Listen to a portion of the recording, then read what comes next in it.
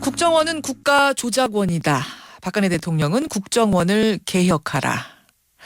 서울시 공무원 간첩 증거 조작 사건에서 국정원 측의 협력자였던 조선조 김모 씨가 지난주 자살 시도하면서 남긴 유서의 일부 내용입니다. 그가 왜 자살을 시도했는지, 그리고 왜 이런 유서를 남겼는지 사건은 점점 미궁 속으로 빠져들고 있습니다. 그런데요, 서울시 공무원 유우성 씨 측의 변호사들은 이 자살 기도 자체에 의문을 제기하고 있습니다. 그리고 검찰도 믿기 어려운 상황이라면서 특검을 주장하고 있는데요. 과연 어떤 이유인지 직접 들어보죠. 민주화를 위한 변호사 모임 민변의 김용민 변호사 연결이 돼 있습니다. 김 변호사님 안녕하세요. 네, 안녕하세요. 일단 자살 시도한 김 씨의 지금 상태는 어떤가요? 네, 빠르면 오늘 중으로 일반 병실로 간다라는 얘기를 들었습니다. 예. 그럼 면회가 안 되나요? 지금 현재 중환자실에서는 면회 시간이 제한이 되어 있는데요. 아마 일반 병실로 가면은 면회는 가능할 것 같습니다. 예. 민변 측도 접근이 가능합니까? 법률상 불가능한 건 아닌데요. 가는 게 적절한지 여부는 저희가 좀 고민을 하고 있습니다. 그렇군요. 그러면 이 자살의 의미, 상대 변호인 측에서 생각하는 자살의 의미 뭐라고 해석하세요? 네, 저는 일종의 자살 소동을 일으킨 것이 아닌가, 자살 시위가 아닌가 이렇게 좀 생각이 듭니다. 자살 소동, 자살 시위? 그게 무슨 말씀이십니까? 네, 이 김 씨의 자살 시도에 좀 이상한 점들이 많습니다. 이상한 점이요? 네, 유서가 지금 자필이 아니라 컴퓨터로 작성돼서 출력된 점도 좀 이상하고요. 어허. 그리고 목에 상처를 내서 자살 시도를 했다는 것이 굉장히 좀 이례적입니다. 보통 자살하려면 목을 매거나 손목을 긋거나 하는데 직접 자기 목을 긋는다는 굉장히 무섭고 공포스러운 일이거든요. 예예. 그 부분도 좀 이상하다고 보여지고요. 그리고 국내 정치 상황에 대해서 김 씨가 자세하게 언급을 하는 부분도 좀 이상한 부분이 좀 보여집니다. 국내 정치 상황에 대해서 자세하게 표현했다는 거는 그러니까 정쟁에 이 이야기를 넣지 말아라 이런 유서 남겼다든지 이런 부분이요? 네네, 맞습니다. 그리고 야당 대표들을 직접 실명을 거론하면서 얘기하는 부분도 중국에서 살던 사람이 어떻게 그렇게 자세하게 아는지 조금 이상한 부분이 있습니다. 이상한 부분들이 있다. 이 말씀은 조금 어떤 부분이 그러니까 의심이 든다는 걸까요? 스스로 자살한 게 아니다 이런 생각도 드신다는 건가요? 일종의 사건을 빨리 마무리하고 가려고 하는 그런 느낌이 좀 들기도 하고요. 누가 어떤 사건을 마무리한다는 걸까요? 그거는 아무래도 지금 이미 김 씨가 국정원이 개입했다라는 취지로 검찰이 진술을 한 상태입니다. 예예. 그래서 그 부분은 바꾸기 어려운 상태인데 예? 지금 이 상태에서 사건을 더 퍼지기 전에 마무리 짓고 끝내자라는 의도에서 그런 자살 시위나 자살 소동을 벌인 것이 아닌가 좀 생각이 들어요. 그리고 공교롭게도 이 김 씨가 지금 다친 부위가 목이라서 검찰에서 지금 추가로 조사를 하겠다라고 하지만 목이 다쳐서 말을 못한다라고 나와서 더 이상 추가 조사가 어렵게 만들려고 하는 그런 시도도 충분히 있다라고 좀 추측이 가능합니다. 그런데 이 유서 내용을 보면은 거기에 국정원을 상당히 비판하는 내용이 있는데 마무리 짓고 넘어간다는 게. 그 부분은 이미 검찰에 충분히 김 씨가 얘기를 한 부분입니다. 이미 검찰에 얘기한 거 정도가 유서에 들어있는 거다? 네, 그렇죠. 그렇기 때문에 국정원 직원을 특정해서 지금 지목하지는 않았고 유서에는 자기가 배신당했다라는 배신감 정도를 토로한 것 같은데요. 충분히 지금 검찰에서 진술이 됐고 그 진술이 더 확대되는 것을 어느 정도 막을 수 있는 그런 소동이 아닌가 이런 생각이 좀 듭니다. 그리고 공교롭게도 이 사건이 발생하고 나서 여지껏 관심을 전혀 갖지 않던 보수 언론에서도 갑자기 언론 보도를 계속 하고 있는 것들을 보여집니다. 그래서 아무래도 이런 것들이 지방선거 전에 빨리 마무리를 짓고 가려고 하는 그런 움직임이 아닌가 이렇게 좀 의구심도 좀 들어요. 이거는 그러니까 뭔가 어떤 정황상의 심증인 것이지 증거가 있는 것은 아니고 상대 변호인 측에서 볼 때는 그런 의혹도 든다 이런 말씀이신 거죠? 네, 맞습니다. 그런 의혹이 듭니다.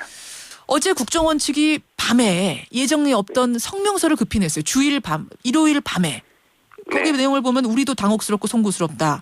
그러니까 위조가 맞다 아니다 딱 직접적인 말은 없습니다만 우리도 잘 몰랐다. 하지만 사과한다. 이런 내용의 성명서였거든요. 이건 어떻게 보셨어요? 같은 관점에서 지금 상당히 빠르게 마무리 짓고 가려고 하는 발뺌하려고 하는 이제 국정원의 의도가 좀 보여진다고 생각됩니다.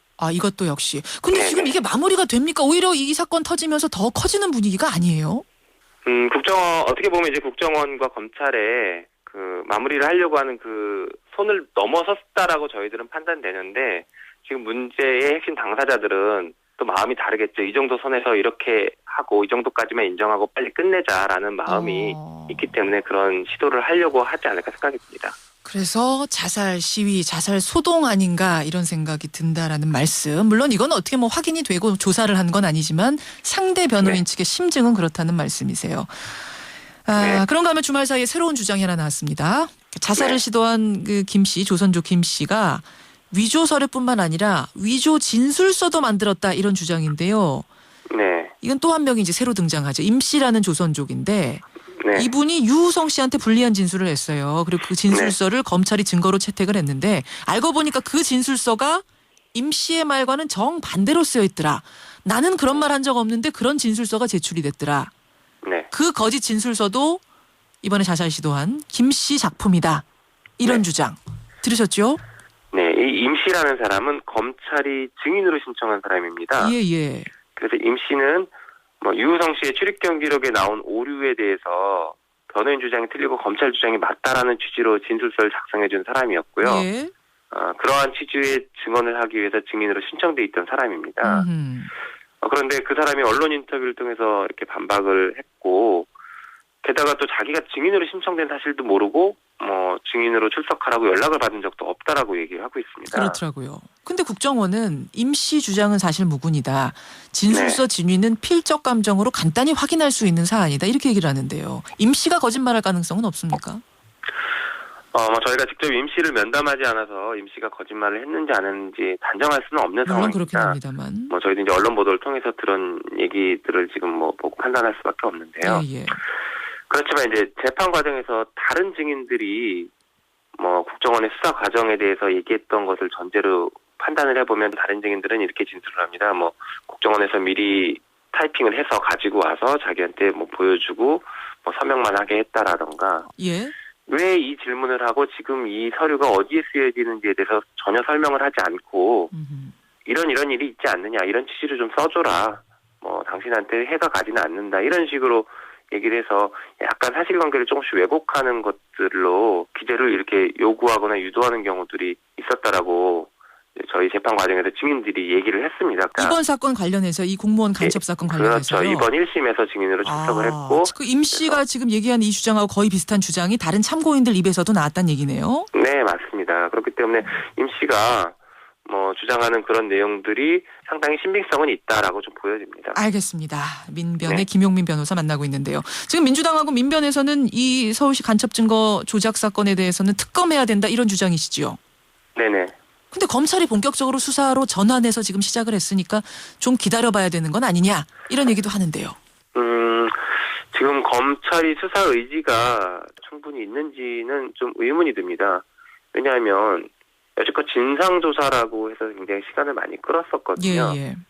네, 문제가 중국에서 공문서 위조라고 밝힌 이상 바로 강제 수사로 들어갔어야 되는데 그 시기를 놓치고 뭐 위조범들이 증거인멸을 할 수 있는 시간들을 충분히 벌어준 것으로 좀 생각이 들어요. 그렇다라 보면 이게 실질적으로 진짜 이 사건을 밝히고 수사를 할 의지가 있었는지에 대해서 많이 의문이 들고요. 예. 뭐 어떻게 보면 지금 이 사건은 검찰도 책임에서 자유롭지 못한 부분이 있습니다. 검찰 조직도. 뭐 심지어는 지금 국정원 수뇌부에 대한 책임 문제 그리고 뭐 형사처벌 문제까지 얘기가 되고 있고 예. 그리고 검찰의 수뇌부 역시 그런 책임에 있어서 자유롭지 못한 상황인데 검찰에서 얼마나 수사 의지를 가지고 정말로 뭐 진실을 밝힐 수 있을 것인지에 대한 의문은 좀 남아 있습니다. 예, 여기까지 오늘 말씀 듣겠습니다. 고맙습니다. 네, 감사합니다. 민주화를 위한 변호사 모임 김용민 변호사였습니다.